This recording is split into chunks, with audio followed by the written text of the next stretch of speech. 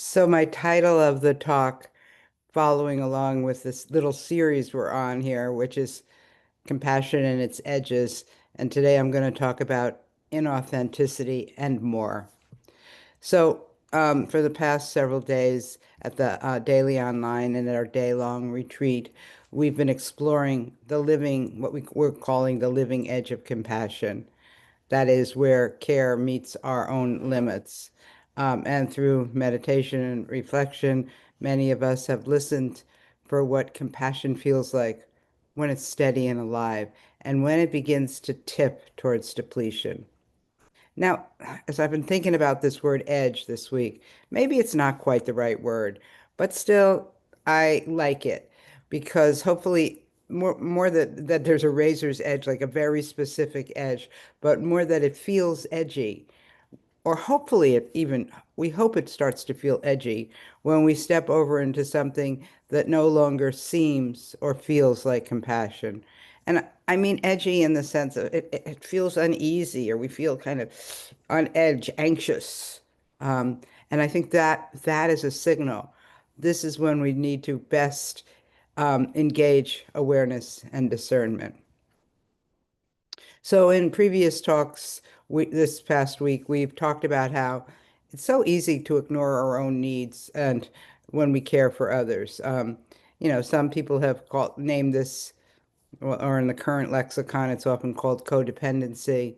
We could also call it burnout, depletion. But today I'm going to talk about a few other angles on how compassion can go awry.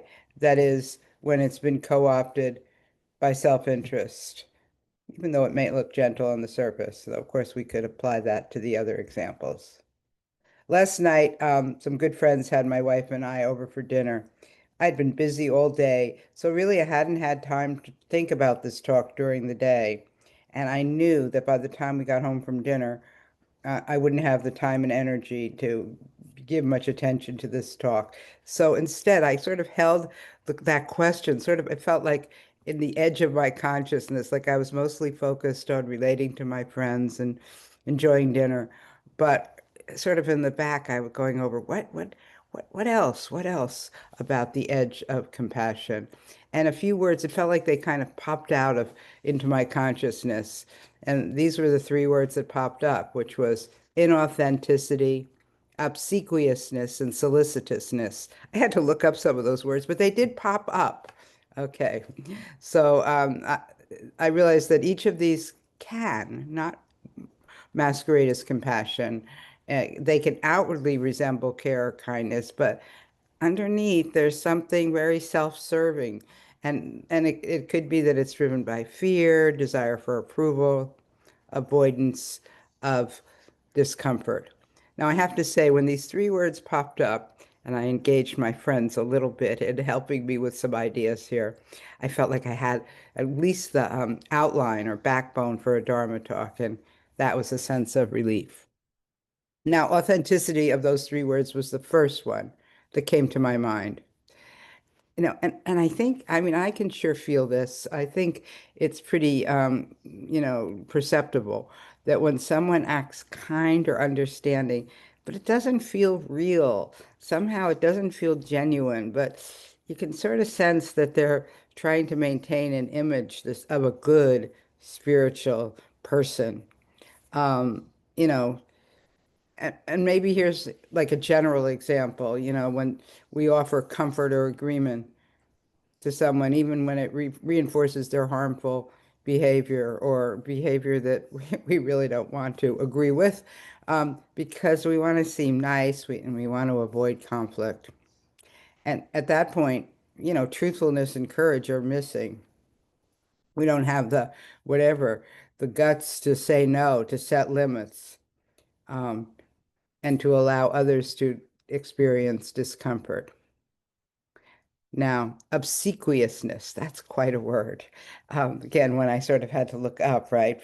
Flattery or servility disguised as compassion. It can look like exaggerated attentiveness or deference that aims to please or win favor.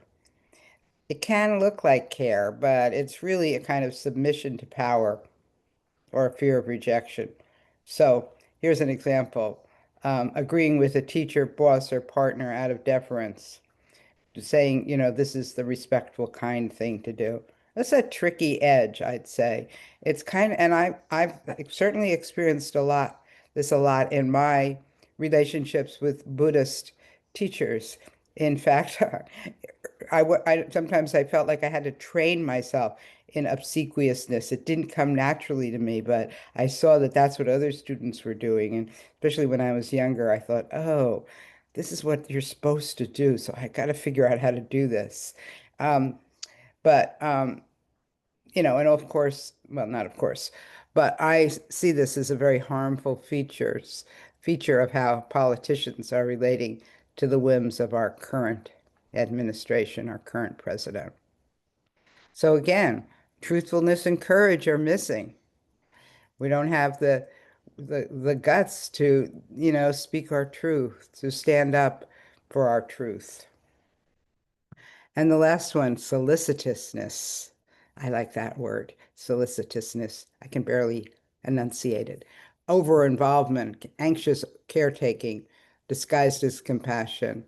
Um, so probably more springs from anxiety than real empathy, and it might look like, fixing somebody, rescuing someone, an attempt to out control outcomes to relieve one's own discomfort about another person's pain.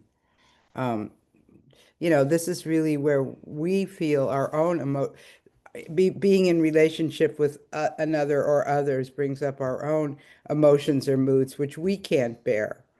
And so, we sort of violate a basic tenet of mindfulness, which is turning towards what's happening, to turn towards dukkha before rushing in to eliminate it. And a kind of trust is missing, trust and a capacity to stay present with suffering, to bear it without, knee-jerk kind of fixing it or controlling it. It's easy to say, but I don't know about you, but I really find this hard to manifest when I feel emotionally whacked around, when I really feel it. So, we often sort of end our Dharma talks with a question, a prompt. And so here's one that came to mind.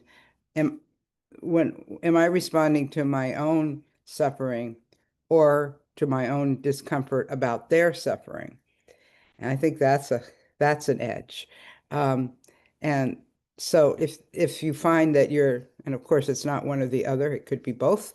But if you are, to the extent that you are responding to your own discomfort by trying to change someone else, this might right there be a clue to take care of yourself, to practice self-compassion, to become a little more aware of and perhaps a little more honoring of your own limits, and maybe to focus on the connection that you feel with the other and to just be there in your shared vulnerability.